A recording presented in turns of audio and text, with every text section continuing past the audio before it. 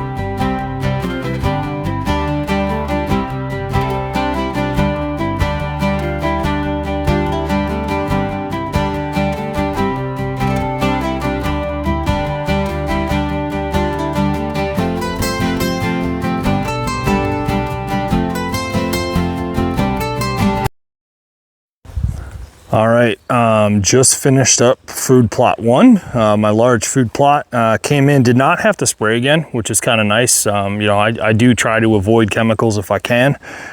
So got that sprayed. Ignore the hat. It's very, very hot today. But either way, so added in all this. First of all, let me back up.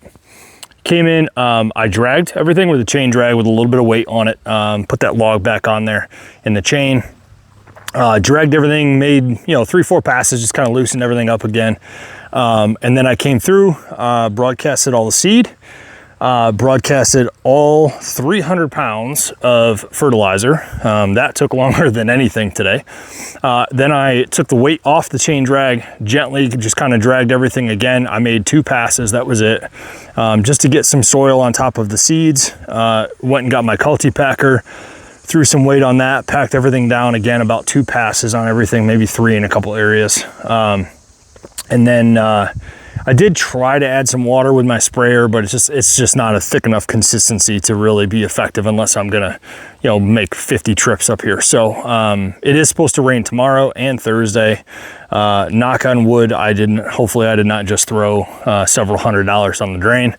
The one thing I did want to add, because I've had a lot of bucks cruising this backside section, is a mock scrape in front of my other Reveal Ultra. So let me flip this around. All right, so this is that back section. I'm gonna zoom out a little bit. And then I added right in front of my camera, right where the bucks are passing by anyways, I put in a mock scrape. I did not have, I mean, I've got these trees over here, but I wanted it kind of like right in this central area so that when they come out of here, or they come out of here, or they come in from here, they're going to cruise right by this either way. So I already had this built. It's been sitting down here since last year and just never ended up using it. So I had some extra rope, threw that up there. Again, very simple. It's just hanging up there, a little bit of electrical tape to hold it on, wrap it an extra loop, a little bit of branch butter on there, which you can see. By the way, if you do not know, that stuff smells terrible. And then I had to take a leak, so I took a leak in it. My mom was just down here, and I told her, I bet $100 that sometime tonight a buck will hit that. So this is it. I am beyond excited to see what comes out of this. A lot of work, that's for sure. Some absolutely beautiful butterflies in here today. Very cool to see all of them. But either way, it looks awesome. It's nice and open. Again, I've got lots of cover on this side if I hunt on this side, which would be, if the wind's blowing from north to south, I would hunt on that side. If it's blowing from south to north, I would hunt on that side. And again, I mean, there's plenty of trees to get into up here. Just, you wouldn't have to get real high. So, I've thought about getting in that one and being on the back side of it right there. Oop, this one right there. There's also this tree right here. Can't really see it because this brush is in the way. But right there, I've actually hunted out of that. I went up too high last time. I got spotted. So I think if I stayed nice and low and in the cover, I could have a great shot there. Also put some branch butter on this one as well. Get this kind of activated back up. They have been cruising in here, but obviously without food, there's no real reason to hang around. So I freshened that up a little bit. I peed in that earlier. Hopefully that's not TMI. Put some branch butter on that. And again, I'll come up this way. And next year, I'm already identifying, like I'm gonna expand all of it out this way. I just need to clear all these weeds, and there's some treetops and stuff laying in there from when the loggers logged. But yeah, here's one of the apple trees. Goes up that way, kind of does a loop around the tree stump, comes back down. So I did put, actually, I almost forgot. I did put a mock scrape up here as well. So again, my thought process is I want them to hang in this food plot as much as possible. So now I've got 1, 2, and 3 mock scrapes. So my thought process, and again, I'm trying to figure this out as we go. My thought process is to see if they hit one and then they will go boom, boom, boom and go right down the line. So almost identical setup up here, but I already had kind of a natural branch to hang it off of. So I'm gonna walk up here real quick. Again, I mean, to me, this looks amazing. I've never done anything like this before, so I'm really excited to get all this work done and see what comes out of it. So let me get up here. Pardon the heavy breathing. It's about 90 degrees out today. So same thing, took a leak in there earlier. I've been hydrating like crazy in case you didn't catch on to that. What is on those leaves? If anybody knows what's on those leaves, let me know. Never seen something like that before. Same thing, loop the rope over, a little bit of electrical tape. I put this band down here, by the way, just to stop it from unraveling. I don't want it to unravel the whole way. I just want enough for them to get their scent on. So branch butter on that one, pea in the ground. And then again, this is where the food plot starts. So I'm gonna go check some cameras. I gotta replace batteries in one of my Moultrie cameras and make sure my goldfish are still alive. And then I think I got to weed whack down food plot 2 as well. So yeah, food plot 2, the lower section especially, is a little more overrun than I thought it was going to be with weeds. So I'm going to go down there and just kind of zip the tops off of that, knock that down so the clover can keep coming up. And again, I put in a mock scrape on the logging trail near there the last time I was down, like a week ago. And I just came in this morning, shortly after I got here, actually around the time I got here, huge, beautiful 10-pointer hit that mock scrape. So I'm excited about that one. I threw some branch butter on that this morning, kind of livened it up a little bit. Again, took a leak at the base of that one, and just excited to see what else hits that. I mean, it's only been in a week and I've already got a huge buck on camera right there. So Gonna grab the four-wheeler, go check on my goldfish, go get my batteries because I forgot them, and then go replace the batteries in that camera. So not bad for a 20-year-old ATV, right? Got the purple camo, courtesy of Mother Nature's UV rays. But yeah, 20-year-old four-wheeler holds up strong. So, all right.